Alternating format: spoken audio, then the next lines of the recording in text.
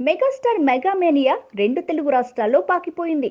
థియేటర్లలో తమ mass boss ను ఎప్పుడెప్పుడు చూద్దామా అని ఫ్యాన్స్ ఉవ్విళ్లూరుతున్నారు.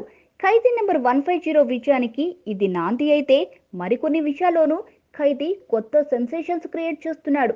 రాజకీయ ప్రత్యర్థులను కూడా తన మిత్రులుగాను సన్నిహితులుగాను మార్చేసుకుంటూ ఖైదీ నెంబర్ 150 కోసం అవలంబిస్తున్న వ్యూహం ఇప్పుడు హాట్ టాపిక్ అవుతుంది. మెగాస్టార్ కు పొలిటికల్ ప్రత్యర్థులు అంటే దాసరి రోజాలను మొదటిగా చెప్పుకోవాలి. మాటలతో నేరుగా ఆయనపై దాడి చేసేవాళ్లు వీళ్లే. కానీ మొన్న దాసరి నారాయణరావు ఖైదీ నెంబర్ 150 ప్రీ రిలీజ్ ఫంక్షన్ కు చీఫ్ గెస్ట్ గా హాజరయ్యారు. వీళ్లు పిలిచారు, ఆయన వచ్చారు. తన వంతుగా మెగాస్టార్ ని విత్ ఫ్యామిలీతో సహా పొగిడేశారు. ఇప్పుడు మరో పార్టీ నేత రోజా.